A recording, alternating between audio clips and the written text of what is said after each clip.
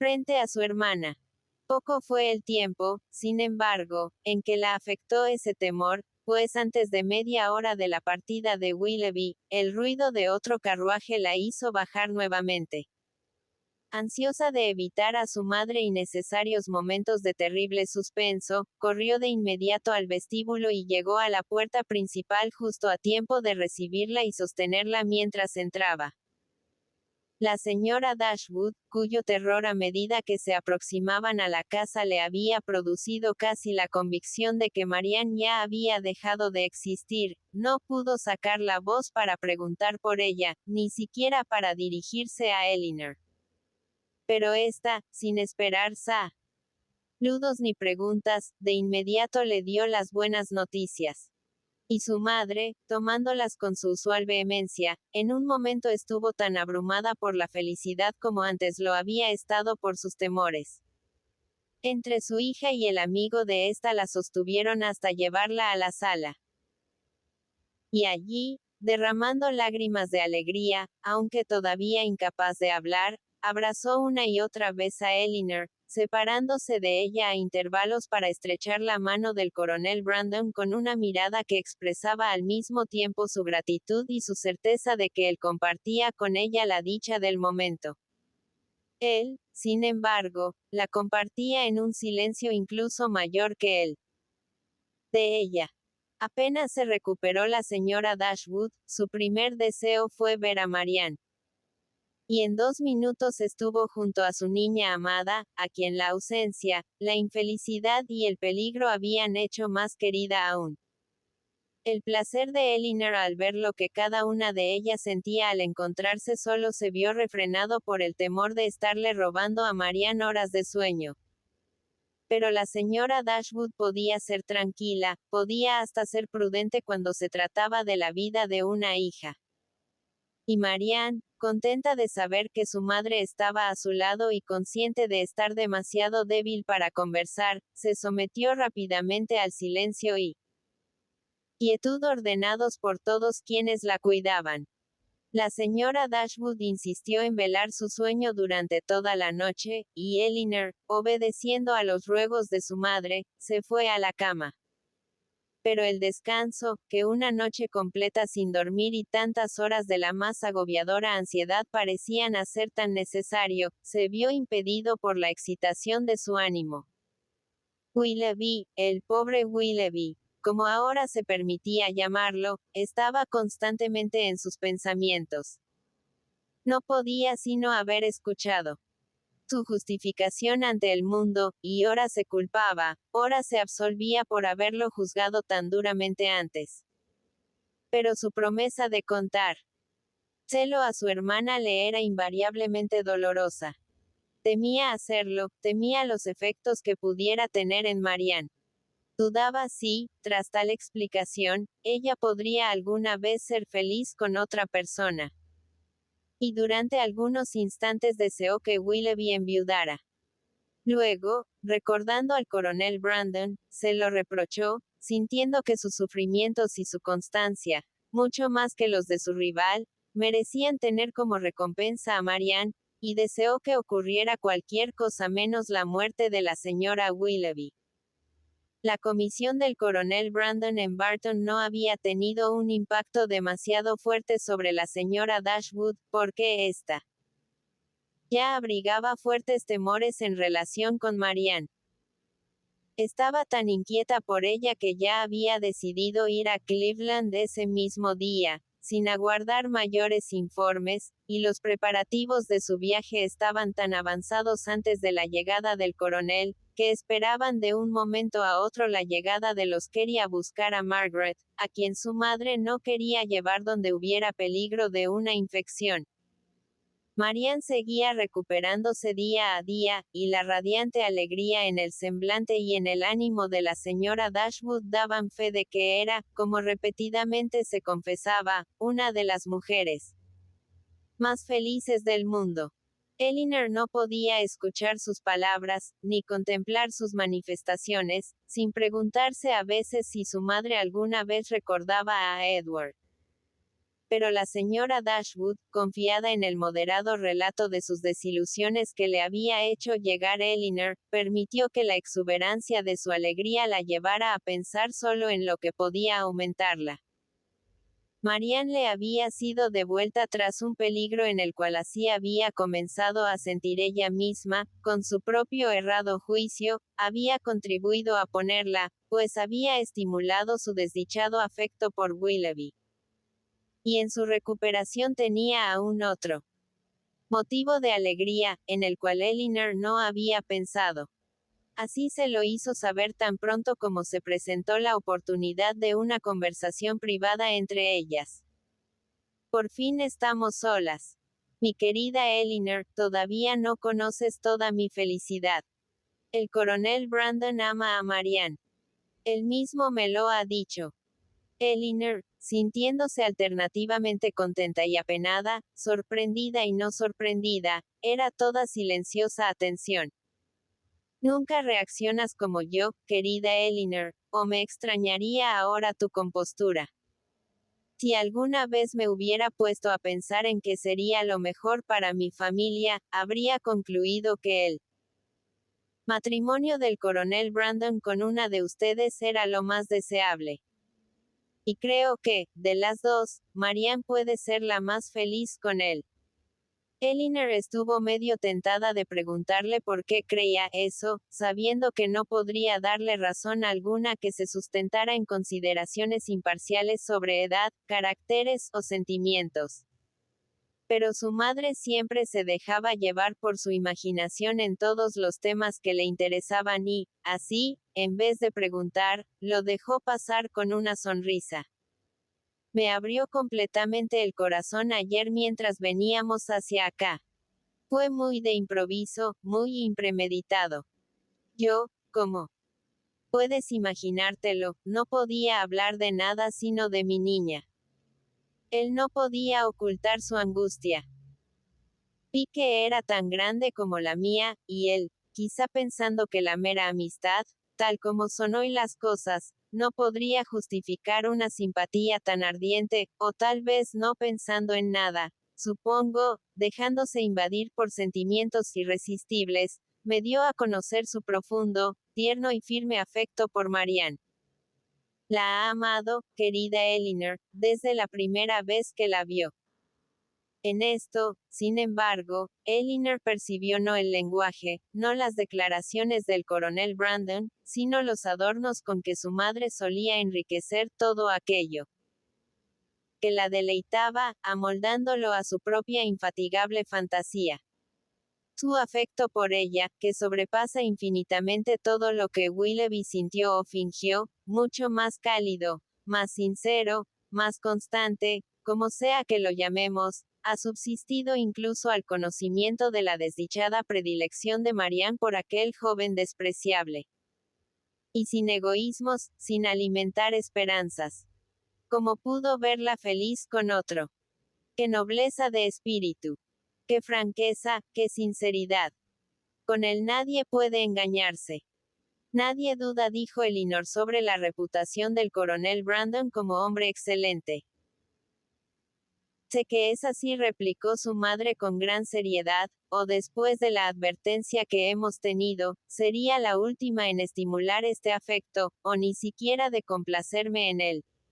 Pero el que haya ido a buscarme como lo hizo, con una amistad tan diligente, tan pronta, basta como prueba de que es uno de los hombres más estimables del mundo. Su reputación, sin embargo, respondió Elinor, no descansa en un gesto de bondad, al cual su afecto por Marianne, si dejamos fuera el simple espíritu humanitario, lo habría impulsado. La señora Jennings, los Middleton, hace tiempo que lo conocen íntimamente, y lo respetan y aman por igual.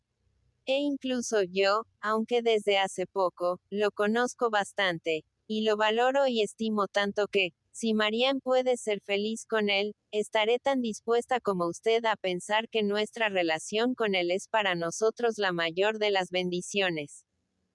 ¿Qué le respondió usted? ¿Le dio alguna esperanza?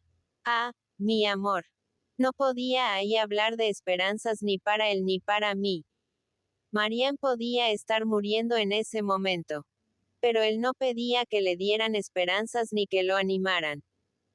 Lo que hacía era una confidencia involuntaria, un desahogo irreprimible frente a una amiga capaz de consolarlo, no una petición a una madre. Aunque después de algunos momentos, porque en un comienzo me sentía bastante abrumada, sí dije que si ella vivía, como confiaba en que ocurriría, sería mi mayor felicidad promover el matrimonio entre ambos. Y desde que llegamos, con la maravillosa seguridad que desde ese momento tenemos, se lo he repetido de diversas maneras, lo he animado con todas mis fuerzas. El tiempo, le digo, un poco de tiempo, se encargará de todo. El corazón de Marianne no se va a desperdiciar para siempre en un hombre como Willoughby. Sus propios méritos pronto deberán ganárselo. A juzgar por el ánimo del coronel, sin embargo, no ha logrado contagiarle su optimismo. No. Él cree que el amor de Marianne está demasiado arraigado para que cambie antes de mucho tiempo. E incluso suponiendo que su corazón vuelva a estar libre, no confía lo suficiente en él para pensar que, con tanta diferencia de edad y manera de ser, él pueda atraerla. En eso, sin embargo, se equivoca mucho. La supera en años únicamente hasta el punto en que ello constituye una ventaja, al darle firmeza de carácter y de principios.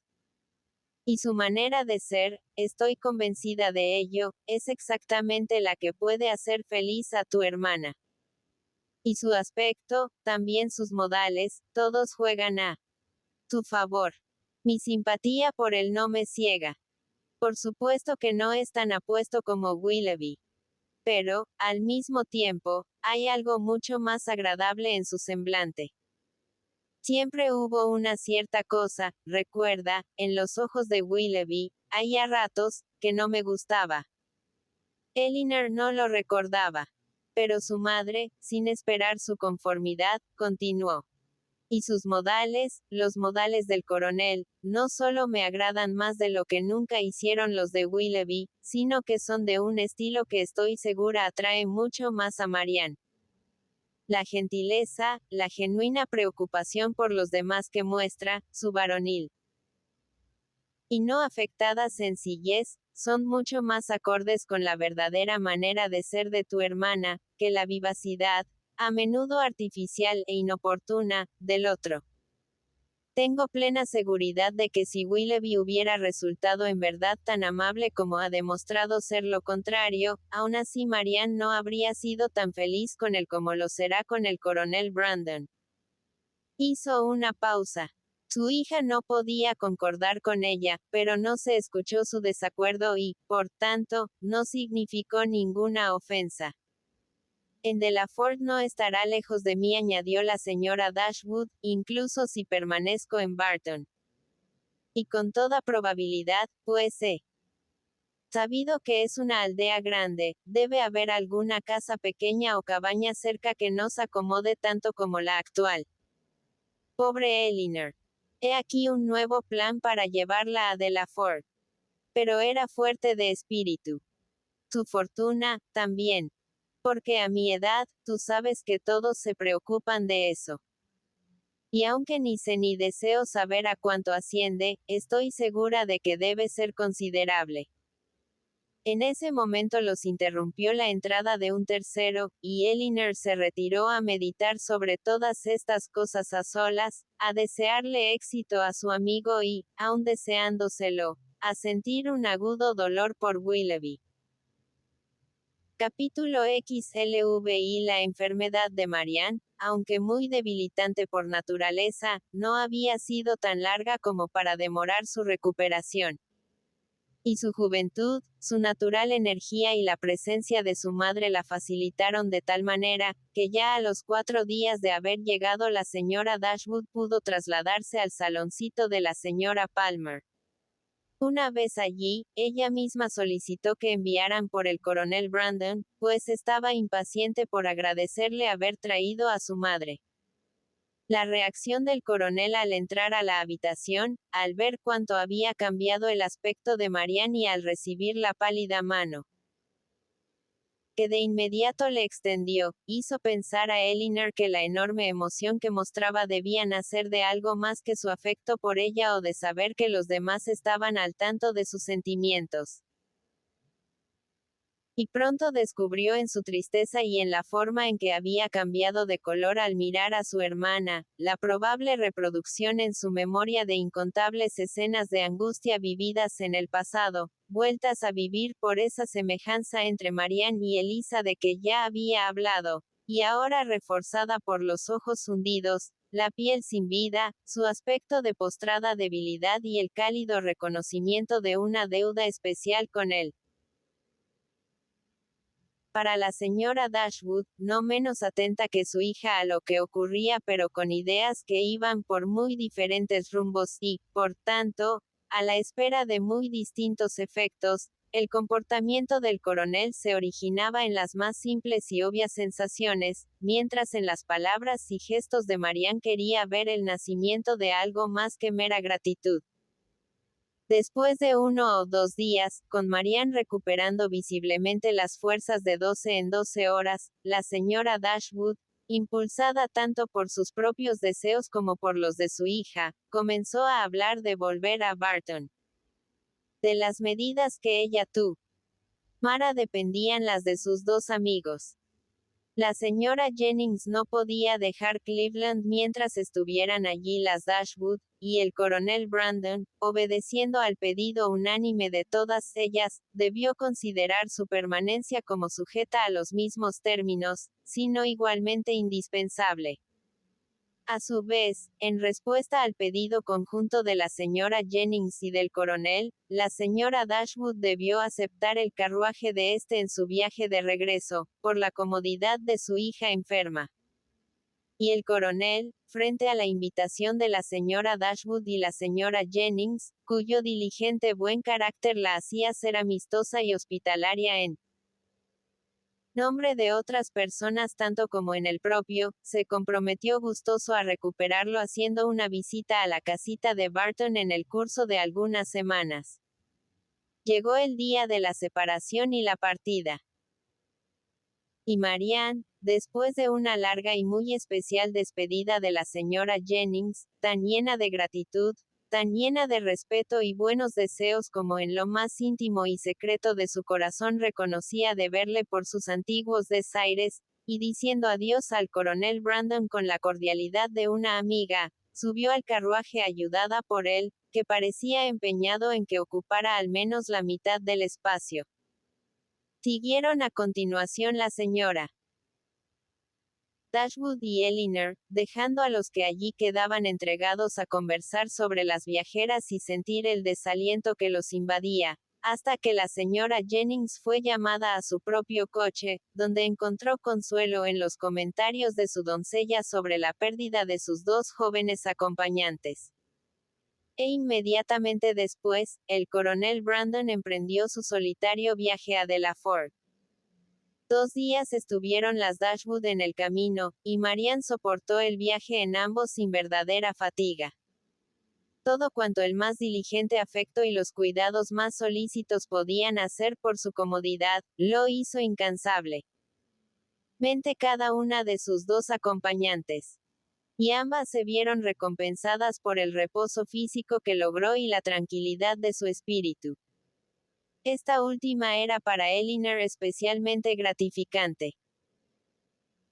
Después de contemplar a Marianne semana tras semana en constante sufrimiento, de verla con el corazón oprimido por una angustia que no tenía el valor suficiente para expresar ni la fortaleza necesaria para ocultar, constataba ahora en ella, con un gozo que nadie podía sentir de la misma forma, una aparente serenidad que si era como esperaba que fuese resultado de la reflexión, con el tiempo podía traerle contentamiento y alegría. A medida que se aproximaban a Barton, eso sí, iban pasando por los lugares donde cada sembrado y cada árbol traía algún recuerdo penoso en particular, Marianne se fue quedando callada y pensativa. Y volviendo el rostro para que no la vieran, no dejó de mirar fijamente por la ventanilla. Pero Elinor no pudo ni admirarse ni culparla por ello. Y cuando al ayudarla a bajar del carruaje vio que había estado llorando, lo consideró una emoción demasiado natural en sí misma para despertar una respuesta menos tierna que la piedad y, dada la discreción con que se había manifestado, merecedora de todo encomio. En todo su comportamiento siguiente fue viendo las huellas de una mente decidida a realizar un esfuerzo razonable, pues apenas entraron a su salita de estar, Marianne la recorrió con una mirada decidida y firme, como resuelta a acostumbrarse de inmediato a la vista de cada objeto al que podía estar asociado el recuerdo de Willoughby. Habló poco, pero cada una de sus frases apuntaba a la alegría. Y aunque ocasionalmente se le escapaba un suspiro, nunca lo dejaba pasar sin compensarlo con una sonrisa. Después de cenar intentó tocar el piano. Se acercó a él, pero la pieza que primero saltó a su vista fue una ópera, regalo de Willoughby a ella, que contenía algunos de sus duetos favoritos y en cuya primera página él había escrito su nombre, con su propia letra. Eso no iba a resultar. Meneó la cabeza, hizo la partitura a un lado y tras dejar correr los dedos sobre las teclas durante un minuto, se quejó de que los tenía débiles y volvió a cerrar el instrumento.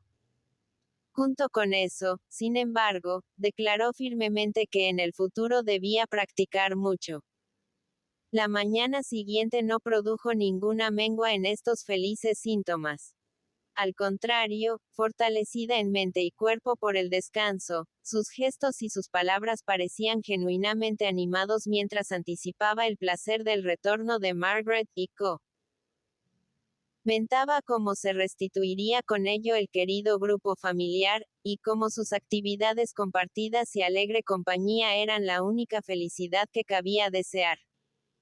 Cuando el tiempo se estabilice y haya recuperado las fuerzas, decía, haremos largos paseos juntas todos los días. Iremos hasta la granja junto a la colina y veremos cómo siguen los niños. Caminaremos hasta las nuevas plantaciones de Sir John en Barton Cross y cerca de la abadía. Iremos muy seguido a las viejas ruinas del convento e intentaremos explorar sus cimientos hasta donde nos dijeron que alguna vez llegaron. Sé que seremos felices. Sé que el verano transcurrirá alegremente. Pretendo no levantarme nunca después de las 6 y desde esa hora hasta la cena repartiré cada instante entre la música y la lectura. Me he formado un plan y estoy decidida a continuar mis estudios seriamente.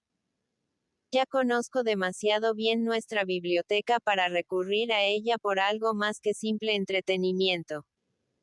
Pero hay muchas obras que vale la pena leer en Barton Park, y otras más modernas que sé que puedo pedir prestadas al coronel Brandon. Con solo leer 6 horas diarias, en un año habré logrado un grado de instrucción que ahora sé que me falta. Elinor la alabó por un plan nacido de un motivo tan noble aunque sonrió al ver la misma ansiosa fantasía que la había llevado a los mayores extremos de lánguida indolencia y egoístas quejumbres, ahora ocupada en introducir excesos en un plan de tan racionales actividades y virtuoso autocontrol. Su sonrisa, sin embargo, se transformó en un suspiro cuando recordó que aún no cumplía la promesa hecha a Willoughby, y temió tener que comunicar algo que otra vez podría alterar la mente de Marianne y destruir, al menos por un tiempo, esta grata perspectiva de hacendosa tranquilidad. Deseosa, entonces, de postergar esa hora funesta, resolvió esperar hasta que la salud de su hermana y era más firme para contárselo. Pero el único destino de tal decisión era no ser cumplida.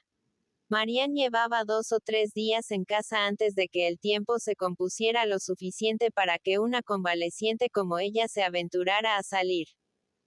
Pero por fin amaneció una mañana suave y templada, capaz de dar ánimos a los deseos de la hija y a la confianza de la madre. Y Marianne, apoyada en el brazo de Elinor, fue autorizada a pasear en el prado frente a la casa todo lo que quisiera, mientras no se cansara. Las hermanas partieron con el paso lento que exigía la debilidad de Marianne en un ejercicio no intentado hasta ese momento. Y se habían alejado de la casa apenas lo suficiente para tener una visión completa de la colina, la gran colina detrás de la casa, cuando deteniéndose con la vista vuelta hacia ella, Marianne dijo con toda calma: ahí, exactamente ahí, señalando con una mano, en ese montículo, ahí me caí. Y ahí vi por primera vez a Willoughby. La voz se le extinguió al pronunciar esa palabra, pero recuperándose de inmediato, añadió: como agradezco descubrir que puedo contemplar ese lugar con tan poco dolor. Alguna vez hablaremos sobre ese tema, Elinor. Lo dijo con voz vacilante. ¿O no será bueno? Yo sí puedo hablar de ello ahora, espero, y en la forma en que debo hacerlo. Elinor la invitó con gran ternura a que se desahogara. En cuanto a lamentarse, dijo Marianne, ya he terminado con eso, en lo que a él concierne. No pretendo hablarte de lo que han sido mis sentimientos hacia él, sino de lo que son ahora. Actualmente, si pudiera tener certeza sobre una cosa, si pudiera pensar que no siempre estuvo representando un papel, no siempre engañándome. Pero, sobre todo, si alguien pudiera darme la seguridad de que nunca fue tan malvado como en ocasiones me lo han representado mis temores, desde que supe la historia de esa desdichada niña. Se detuvo. Elinor recibió con alegría sus palabras, atesorándolas, mientras le respondía. Si se te pudiera dar seguridad sobre eso, ¿crees que lograrías el sosiego? Sí. Mi paz mental depende doblemente de ello. Pues no solo es terrible sospechar tales propósitos de alguien que ha sido lo que él fue para mí, sino además, como me hace aparecer a mí. En una situación como la mía, ¿qué cosa sino el más vergonzosamente indiscreto afecto pudo exponerme a? Entonces, ¿cómo explica su comportamiento? Querría pensar. Ah, ¿cómo? Me gustaría poder pensar que solo era voluble. Muy voluble. Elinor no dijo más. Deliberaba internamente sobre la conveniencia de comenzar su historia de inmediato o posponerla hasta que Marianne estuviera más fuerte, y siguieron caminando lentamente durante unos minutos, sin hablar. No le estoy deseando un gran bien, dijo finalmente Marianne con un hondo suspiro, cuando le deseo que sus pensamientos íntimos no sean más ingratos que los míos. Ya con eso sufrirá bastante. Estás comparando tu comportamiento con el suyo. No. Lo comparo con lo que debió ser. Lo comparo con el tuyo. Tu situación y la mía no sé. Han parecido mucho. Se han parecido más de lo que se parecieron nuestros comportamientos. No dejes, queridísima Elinor, que tu bondad defienda lo que sea de censurar tu criterio. Mi enfermedad me ha hecho pensar, me ha dado tiempo tranquilo y calma para meditar con seriedad las cosas. Mucho antes de haberme recuperado lo suficiente para hablar, perfectamente podía reflexionar. Sopesé el pasado. Todo lo que vi en mi propio comportamiento, desde el comienzo de nuestra relación con él el otoño pasado, fue una serie de imprudencias contra mí misma y de falta de amabilidad hacia los demás.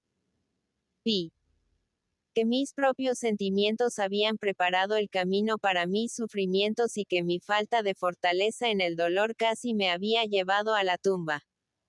Estaba consciente de que yo misma había sido la causa de mi enfermedad al descuidar mi propia salud de una forma tal que incluso en ese tiempo sentía incorrecta.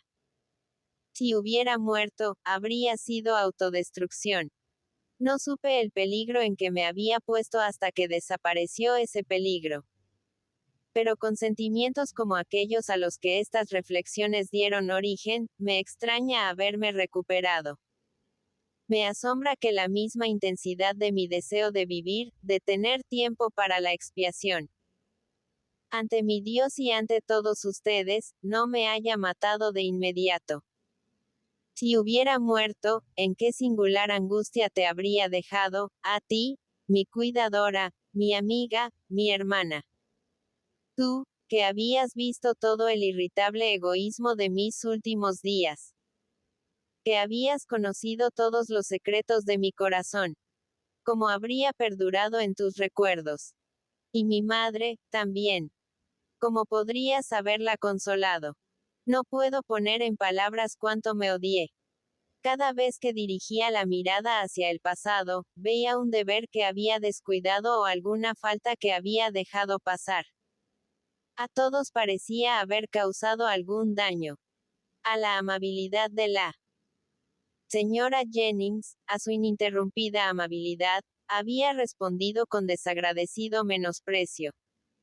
Con los Middleton, con los Palmer, con los Steele, hasta con los conocidos más corrientes, había sido insolente e injusta. Mi corazón había permanecido insensible a sus méritos y mi temperamento irritado ante sus mismas atenciones. A John, a Fanny, sí, incluso a ellos, aunque sea poco lo que se merecen, les había dado menos de lo que les es debido. Pero a ti por sobre todo, por sobre mi madre, te había ofendido. Yo, solo yo, conocía tu corazón y sus penas. Y aún así, ¿en qué me influyó? No en hacerme más compasiva, beneficiándome a mí o a ti.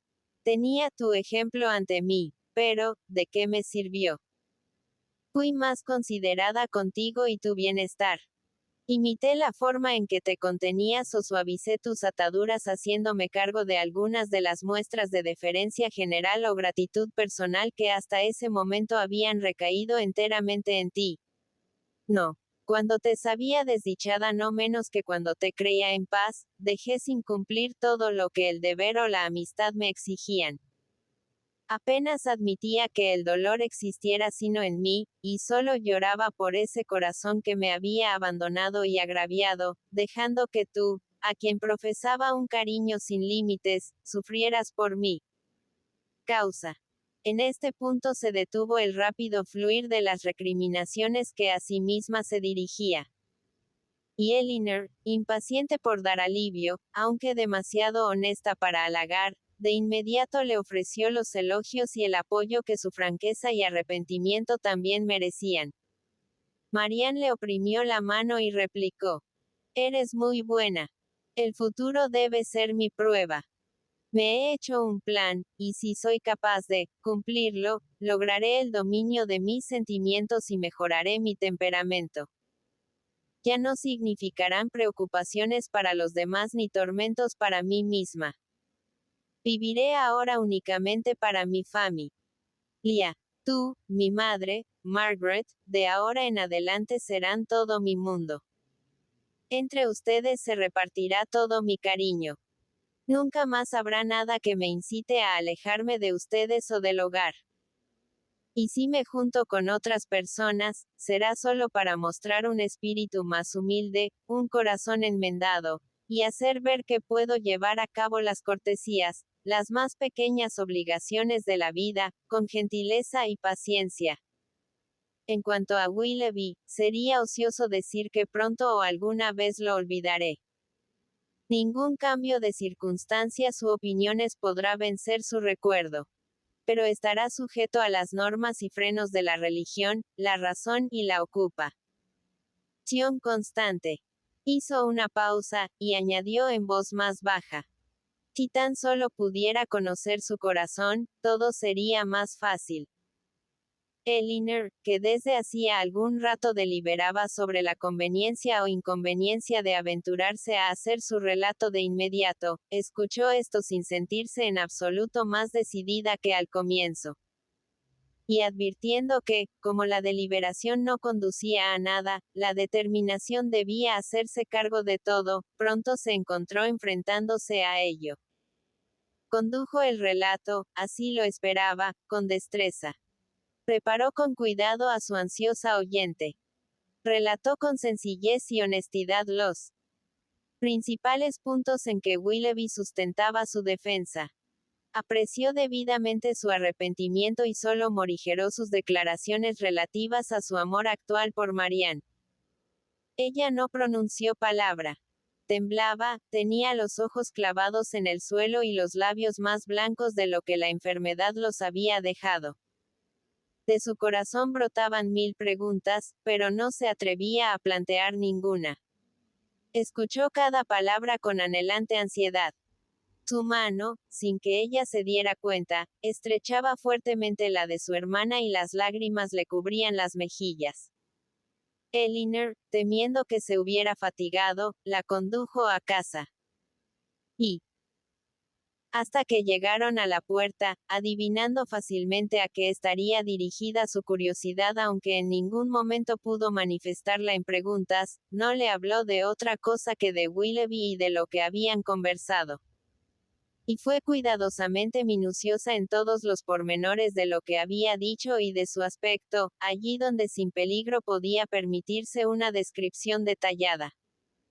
No bien entraron en la casa, Marianne la besó con gratitud y apenas articulando en medio de su llanto 3 palabras, cuéntaselo a mamá, se separó de su hermana y subió lentamente las escaleras. Elinor por ningún motivo iba a perturbar una tan entendible búsqueda de soledad como esa.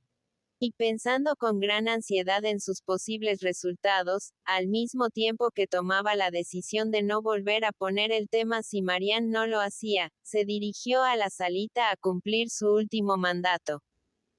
Capítulo XLVI. La señora Dashwood no dejó de conmoverse al escuchar la reivindicación de su antiguo favorito. Se alegró al verlo absuelto de parte de las culpas que se le imputaban. Le tenía lástima. Deseaba que fuera feliz. Pero no se podía hacer revivir los sentimientos del pasado.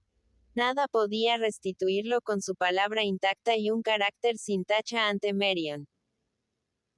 Nada podía hacer desaparecer el conocimiento de lo que ella había sufrido por su causa, ni eliminar la culpa de su comportamiento con Elisa. Nada podía devolverle, entonces, el lugar que había ocupado en el afecto de la señora Dashwood, ni perjudicar los intereses del coronel Brandon. Sí, como su hija, la señora Dashwood hubiera escuchado la historia de Willoughby de sus propios labios. Si hubiera sido testigo de su angustia y experimentado el influjo de su semblante y actitud, es probable que su compasión hubiera sido mayor. Pero no estaba en manos de Elinor ni tampoco deseaba despertar tales sentimientos en otras personas con una explicación detallada, como había ocurrido en un comienzo con ella. La reflexión había aportado tranquilidad a sus juicios y moderado su opinión sobre lo que Willoughby se merecía. Deseaba, por tanto, decir solo la más simple verdad y exponer aquellos hechos que realmente se podían atribuir a su carácter sin embellecerlos con ninguna pincelada de afecto que pudiera despertar la fantasía y conducirla por caminos cerrados. Al anochecer, cuando estaban todas juntas, Marianne comenzó a hablar voluntariamente de él otra vez, pero no sin un esfuerzo que se hizo patente en el agitado, intranquilo ensimismamiento en que antes había estado sumida durante algún tiempo, en el rubor que subió a su rostro al hablar, en su voz vacilante. Deseo asegurarles a ambas, dijo, que veo todo. Como ustedes pueden desear que lo haga. La señora Dashwood la habría interrumpido de inmediato con consoladora ternura, si Elinor, que realmente deseaba escuchar la opinión imparcial de su hermana, no le hubiera demandado silencio con un gesto impaciente. Marianne continuó lentamente. Es un gran alivio para mí lo que Elinor me dijo en la mañana. He escuchado exactamente lo que deseaba escuchar. Durante algunos momentos se le apagó la voz. Pero, recuperándose, siguió hablando, y más tranquila que antes. Con ello me doy por completo satisfecha. No deseo que nada cambie. Nunca habría podido ser feliz con él después de saber todo esto, como tarde o temprano lo habría sabido. Le habría perdido toda confianza, toda estima. Nada habría podido evitar que sintiera eso. Lo sé, exclamó su madre. Feliz con un hombre de conducta libertina. Con uno que así había roto la paz del más querido de nuestros amigos y el mejor de los hombres. No, un hombre como ese jamás habría podido hacer feliz el corazón de mi Marianne. En su conciencia, en su sensible conciencia habría pesado todo lo que debiera haber pesado en la de su marido. Marianne suspiró, repitiendo: no deseo que nada cambie. Juzgas todo esto, dijo Elinor, exactamente como debe juzgarlo una persona de mente capaz y recto entendimiento. Y me atrevo a decir que encuentras, al igual que yo, y no solo en esta sino en muchas otras circunstancias, motivos suficientes para convencerte de que el matrimonio con Flowey te habría traído muchas inquietudes y desilusiones en las que te habrías visto con escaso apoyo de un afecto que, de su parte, habría sido muy incierto. Si se hubieran casado, habrían sido siempre pobres. Incluso él mismo se reconoce inmoderado en sus gastos, y toda su conducta indica que privarse de algo es una frase ausente en su vocabulario. Tus demandas y tu inexperiencia juntas, con un ingreso muy pequeño, los habrían puesto en apuros que no por haberte sido completamente desconocidos antes, o no haber pensado nunca en ellos, te serían menos penosos. Sé que tu sentido del honor y de la honestidad te habría llevado, al darte cuenta de la situación, a intentar todos los ahorros que te parecieran posibles. Y quizá, mientras tu frugalidad disminuyera solo tu bienestar, podrías haberla resistido, pero más allá de eso, ¿qué podría haber hecho hasta el mayor de tus esfuerzos aislados para detener una ruina que había comenzado antes de tu matrimonio? Más allá de eso, si hubieras intentado, incluso de la forma más razonable, limitar sus diversiones, no habría sido de temer que en vez de inducir a alguien de sentimientos tan egoístas para que consintiera en ello, habrías terminado por debilitar tu influencia en su corazón y hacerlo arrepentirse de la unión que le había significado tales dificultades. A Marianne le temblaron los labios y repitió: egoísta. Con un tono que implicaba, de verdad lo crees egoísta. Todo su comportamiento, replicó Elinor, desde el comienzo al final de esta historia, ha estado basado en el egoísmo. Fue el egoísmo lo primero que lo hizo jugar con tus sentimientos y lo que después, cuando los suyos se vieron comprometidos, lo llevó a retardar su confesión y lo que finalmente lo alejó de Barton. Su propio placer o su propia tranquilidad fueron siempre los principios que guiaron su conducta. Es muy cierto. Mi felicidad nunca fue su objetivo. En la actualidad, continuó Elinor, lamenta lo que hizo. ¿Y por qué lo lamenta? Porque ha descubierto que no le sirvió. No lo ha hecho feliz. Ya no tiene problemas económicos, no sufre en ese aspecto, y solo piensa en que se casó con una mujer de temperamento menos amable que el tuyo. Pero, se sigue de eso que si se hubiera casado contigo sería feliz. Las dificultades habrían sido diferentes. Habría sufrido por las inquietudes económicas que, ahora que no las tiene, han perdido importancia para él. Habría tenido una esposa de cuyo carácter no se habría podido quejar, pero habría vivido siempre necesitado, siempre pobre. Y probablemente muy luego habría aprendido a valorizar mucho más las innumerables comodidades que da un patrimonio libre de deudas y una buena renta, incluso para la felicidad hogareña, que el simple carácter de una esposa. No me cabe la menor duda de ello, dijo Marianne. Y no me arrepiento de nada. De nada excepto de mi propia necedad. Di más bien la imprudencia de tu madre, hijita, dijo la señora Dashwood. Es ella la responsable.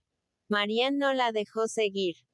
y Elinor, satisfecha al ver que cada una reconocía su propio error, deseó evitar todo examen del pasado que pudiera hacer flaquear el espíritu de su hermana.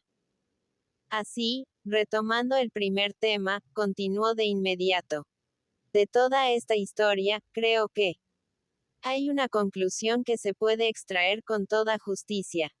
Que todos los problemas de Willoughby surgieron de la primera ofensa contra la moral, su comportamiento con Eliza Williams. Ese crimen fue el origen de todos los males menores que le siguieron y de todo su actual descontento. Mariana sintió de todo corazón a esa observación. Y su madre reaccionó a ella con una enumeración de los perjuicios infligidos al coronel Brandon y de sus méritos, en la cual había todo el entusiasmo capaz de originarse en la fusión de la amistad y el interés. Su hija, sin embargo, no pareció haberle prestado demasiada atención. Tal como lo había esperado, Elinor vio que en los 2 o 3 días siguientes Marianne no continuó recuperando sus fuerzas como lo había estado haciendo. Pero mientras su determinación se mantuviera sin claudicar y siguiera esforzándose por parecer alegre y tranquila, su hermana podía confiar sin vacilaciones en que el tiempo terminaría por sanarla. Volvió Margaret y nuevamente se reunió toda la familia, otra vez se establecieron apaciblemente en la casita de campo, y si no continuaron sus habituales estudios con la misma energía que habían puesto en ello cuando recién llegaron a Barton, al menos proyectaban retomarlos vigorosamente. En el futuro, Elinor comenzó a impacientarse por tener algunas noticias de Edward. No había sabido nada de él desde su partida de Londres, nada nuevo sobre sus planes, incluso nada seguro sobre su actual lugar de residencia. Se habían escrito algunas cartas con su hermano a causa de la enfermedad de Marianne, y en la primera de John venía esta frase. No sabemos nada de nuestro infortunado Edward y nada podemos averiguar sobre un tema tan vedado, pero lo creemos todavía en Oxford. Esa fue toda la información sobre Edward que le proporcionó la correspondencia, porque en ninguna de las cartas siguientes se mencionaba su nombre. No estaba condenada, sin embargo, a permanecer demasiado tiempo en la ignorancia de sus planes. Una mañana habían enviado a su criado a Exeter con un encargo. Y a su vuelta, mientras servía a la mesa, respondía a las preguntas de su ama sobre los resultados de su cometido.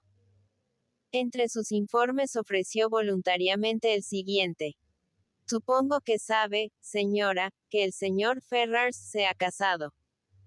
Marianne tuvo un violento sobresalto, clavó su mirada en Elinor, la vio ponerse pálida y se dejó caer en la silla presa del histerismo.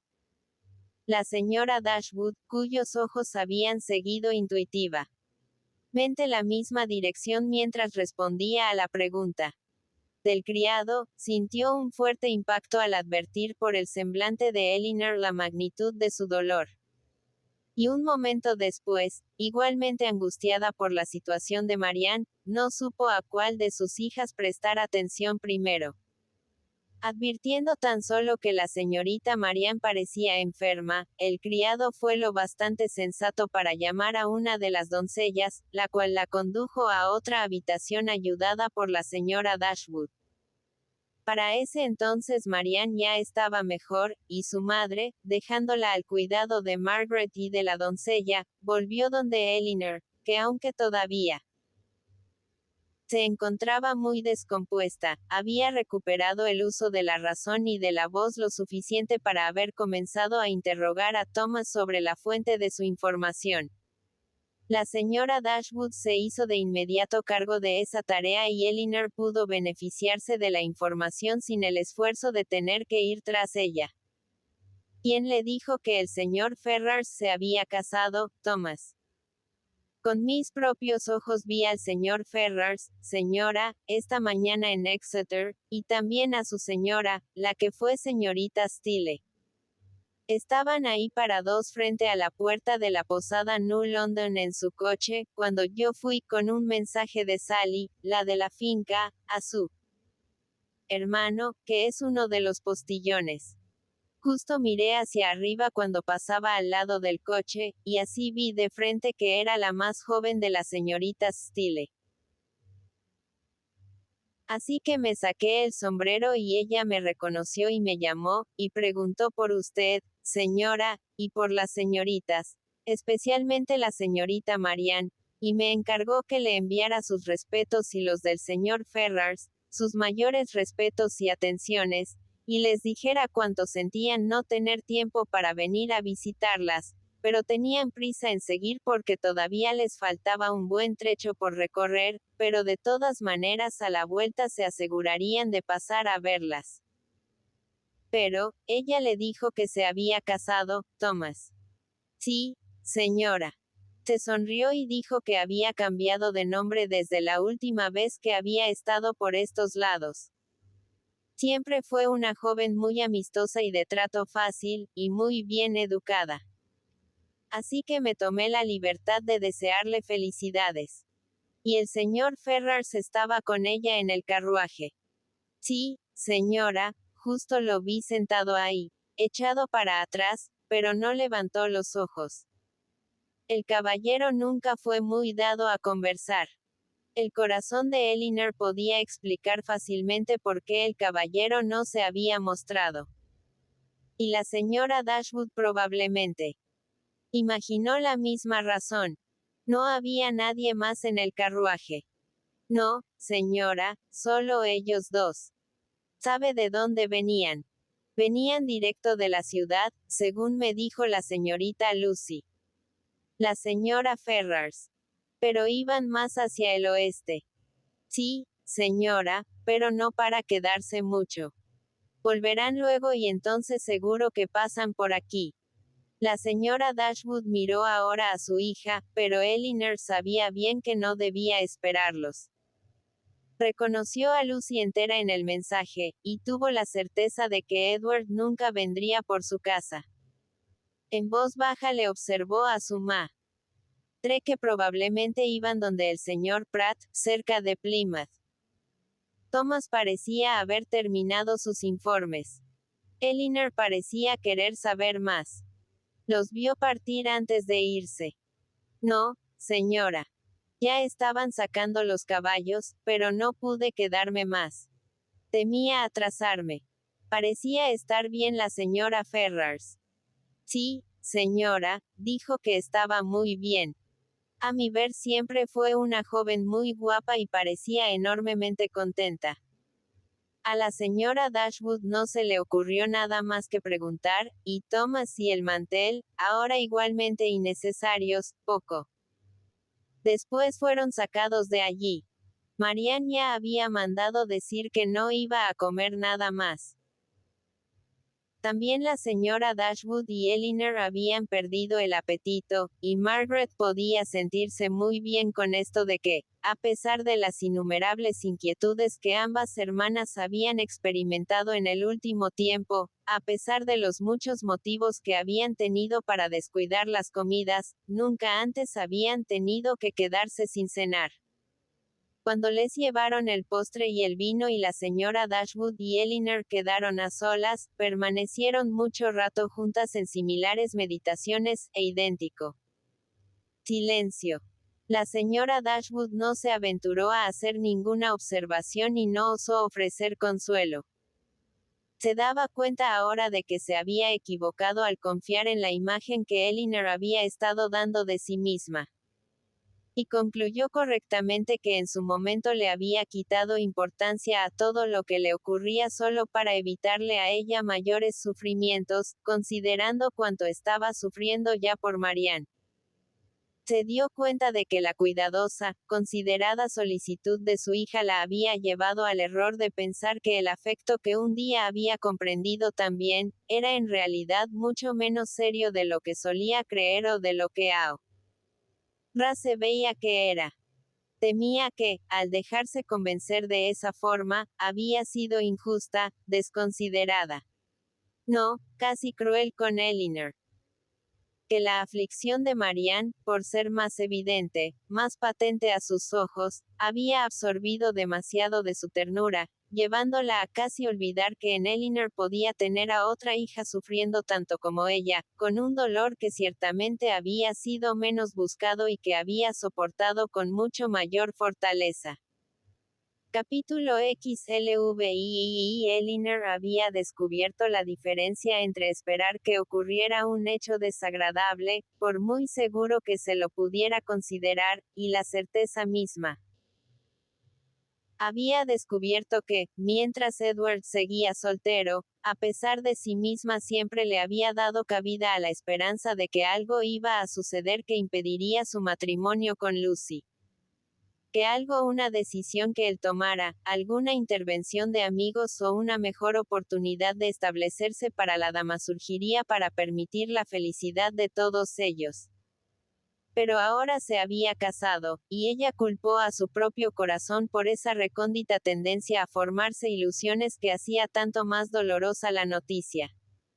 Al comienzo se sorprendió de que se hubiera casado tan luego, antes, según se lo imaginaba, de su ordenación y, por consiguiente, antes de haber entrado en posesión del beneficio. Pero no tardó en ver cuán probable era que Lucy, cautelando sus propios intereses y deseosa de tenerlo seguro lo antes posible, pasara por alto cualquier cosa menos el riesgo de la demora. Se habían casado, lo habían hecho en la ciudad, y ahora se dirigían a toda prisa donde su tío. ¿Qué habría sentido Edward al estar a 4 millas de Barton, al ver al criado de su madre, al escuchar el mensaje de Lucy? Supuso que pronto se habrían instalado en Delaford. Delaford, allí donde tantas cosas conspiraban para interesarla, el lugar que quería conocer y también evitar. Tuvo la rápida imagen de ellos en la casa parroquial. Vio en Lucy la administradora activa, ingeniándoselas para equilibrar sus aspiraciones de elegancia con la máxima frugalidad, y avergonzada de que se fuera a sospechar ni la mitad de sus manejos económicos. En todo momento con su propio interés en mente, procurándose la buena voluntad del coronel Brandon, de la señora Jennings y de cada uno de sus amigos pudientes. No sabía bien cómo veía a Edward ni cómo deseaba verlo. Feliz o desdichado. Ninguna de las dos posibilidades la alegraba. Alejó entonces de su mente toda imagen de él. Elinor se hacía ilusiones con que alguno de sus conocidos de Londres les escribiría anunciándoles el suceso y dándoles más detalles. Pero pasaban los días sin traer cartas ni noticias. Aunque no estaba segura de que alguien pudiera ser culpado por ello, criticaba de alguna manera a cada uno de los amigos ausentes. Todos eran desconsiderados o indolentes. ¿Cuándo le escribirá al coronel Brandon, señora? Fue la pregunta que brotó de su impaciencia porque algo se hiciera al respecto. Le escribí la semana pasada, mi amor, y más bien espero verlo llegar a él en vez de noticias suyas. Le insistí que viniera a visitarnos, y no me sorprendería verlo entrar hoy o mañana, o cualquier día. Esto ya era algo en que poner las expectativas. El coronel Brandon debía tener alguna información que darles. No bien acababa de concluir tal cosa, cuando la figura de un hombre a caballo atrajo su vista hacia la ventana. Se detuvo ante su reja. Era un caballero, era el coronel Brandon en persona. Ahora sabría más. Y tembló al imaginarlo. Pero no era el coronel Brandon. No tenía ni su porte, ni su altura. Si fuera posible, diría que debía ser Edward. Volvió a mirar. Acababa de desmontar. No podía equivocarse. Era Edward. Se alejó y se sentó. Viene desde donde el señor Pratt a propósito para vernos. Tengo que estar tranquila. Tengo que comportarme dueña de mí misma. En un momento se dio cuenta de que también los otros habían advertido el error. Vio que su madre y Marianne mudaban de color. Las vio mirarla y susurrarse algo entre ellas.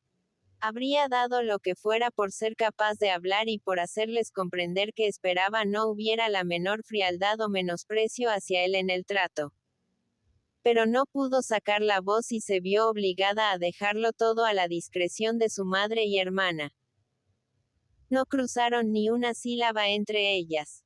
Esperaron en silencio que apareciera su visitante. Escucharon sus pisadas a lo largo del camino de grava.